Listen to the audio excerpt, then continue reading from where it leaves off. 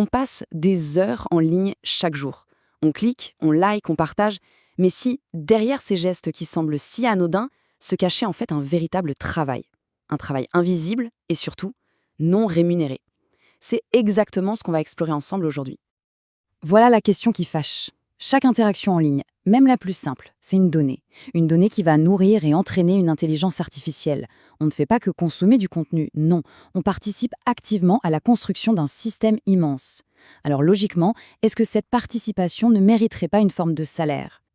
En fait, ce phénomène porte un nom, c'est le travail numérique, ou digital labor en anglais. Il faut imaginer toutes ces micro-tâches qu'on effectue sans même y penser. Mises bout à bout, elles représentent une force de travail absolument colossale, mais totalement invisible. Et c'est pourtant le véritable moteur de l'économie numérique. Ok, première étape, il faut prendre conscience de cet emploi fantôme. Comment est-ce que nos moments de détente, nos scrolls infinis, sont secrètement transformés en heures de travail ? Pensez-y une seconde. Quand on résout un CAPTCHA, ce n'est pas juste pour prouver qu'on est un humain. En réalité, on entraîne une IA à reconnaître des images. Quand on identifie un ami sur une photo, qu'est-ce qui se passe ?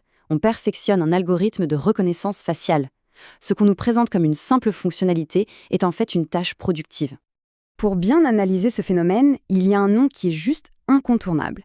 C'est celui du sociologue Antonio Casilli et sa fameuse théorie de l'usine invisible. La pensée de Casilli, elle est à la fois simple et assez radicale. Il nous dit que sans notre contribution humaine à chaque instant, les IA les plus sophistiquées s'effondreraient, tout simplement.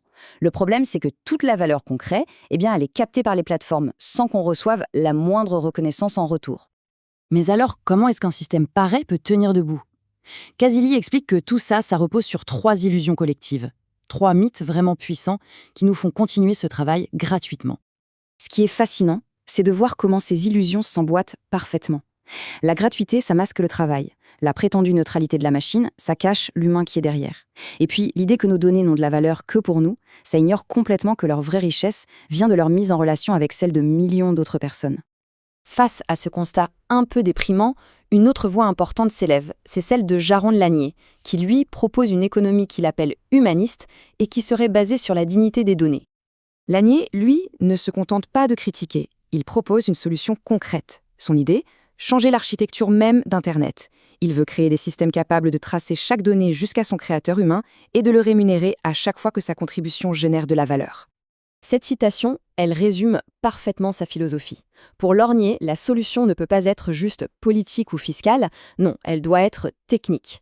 La justice économique doit être, en quelque sorte, codée au cœur même des systèmes numériques. C'est un changement de paradigme complet. Donc, on se retrouve avec 2 approches pour un seul et même problème. D'un côté, on a Casilli, qui voit la valeur comme le fruit d'un effort collectif, quasi anonyme, et qui devrait donc être redistribué collectivement, par exemple via l'impôt. De l'autre côté, il y a Lanier. Lui met l'accent sur la contribution individuelle, qui doit être tracée et payée directement. 2 philosophies qui, à première vue, semblent s'opposer. Alors, comment est-ce qu'on pourrait concilier ces 2 visions ? Eh bien, la réponse se trouve peut-être dans une idée, celle du dividende numérique universel.